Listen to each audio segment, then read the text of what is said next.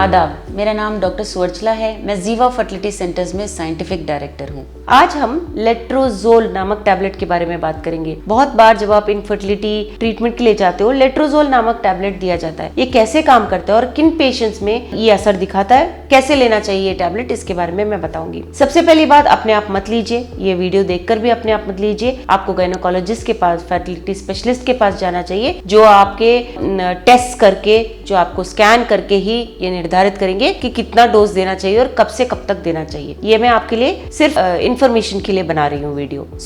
Letrozole के बारे में जानने के पहले हमें एक प्रोटीन के बारे में बात करना चाहिए, जिसका नाम है एरोमेटेज प्रोटीन। ये प्रोटीन क्या करता है? ईस्ट्रोजन नामक हार्मोन को रिलीज करता है। ये ईस्ट्रोजन नामक हार्मोन अगर ज्यादा होता है तो अंडा ठीक से बढ़ता नहीं है। स्पेशली पीरियड के पहले दिनों में ही अगर ईस्ट्रोजन हार्मोन बहुत ज्यादा है, इसका मतलब ये है कि ईस्ट्रोजन पहले से ही हाई है, इसलिए बाकी हार्मोन जो एग के ग्रोथ के लिए रिस्पॉन्सिबल है वो रिलीज नहीं हो रहे।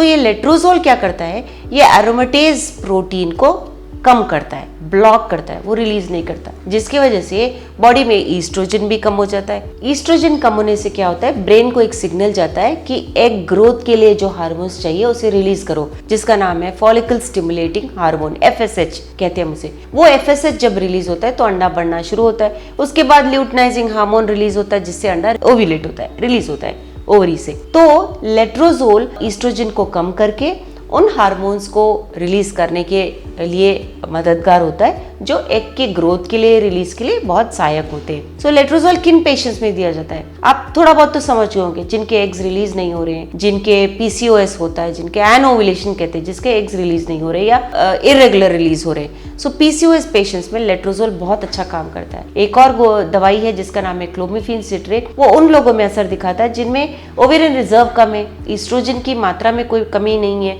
ईस्ट्रोजन ऑलरेडी बहुत कम है इन लोगों में, उनमें क्लोमिफेन सिट्रेट अच्छा काम करता है। बट हम चूंकि लेट्रोजोल की बात कर रहे हैं, वो PCOS पेशेंट्स में, एनओव्यूलेटरी पेशेंट्स में बहुत अच्छा काम करता है। अक्सर ये गोली तीसरे दिन, पीरियड के तीसरे दिन से 7वें दिन तक दिया जाता है, या 5वें दिन से 9वें दिन तक दिया जाता है। ये 5 दिन तक दिया जाता है, दिन में एक ही बार लेना होता है। लेकिन अपने आप मत लीजिए, आप गायनेकोलॉजिस्ट से मिलिए, क्योंकि ये डोज देने के बाद वो स्कैन करते हैं देखने के लिए कि ग्रोथ ठीक से हो रहा है या नहीं, और क्या रिलीज करने के लिए कुछ और चाहिए, क्योंकि अगर अंडा बढ़ रहा है तो वो काफी नहीं है, उसे रिलीज भी करना है। कभी कभी वो रेसिस्टेंट रहने के कारण वो रिलीज नहीं होता है, जिसके लिए HCG, human chorionic gonadotrophin hormone दिया जाता है। ये हार्मोन ल्यूटनाइजिंग हार्मोन जैसा है, जो बॉडी ऑलरेडी प्रोड्यूस कर रहा होता है। ये ल्यूटनाइजिंग हार्मोन एग के रिलीज के लिए बहुत जरूरी होता है, इसलिए जब वो रिलीज नहीं हो रहा होता है, ये HCG नामक इंजेक्शन आपको डिसाइड किया जाता है कि दे या ना दे।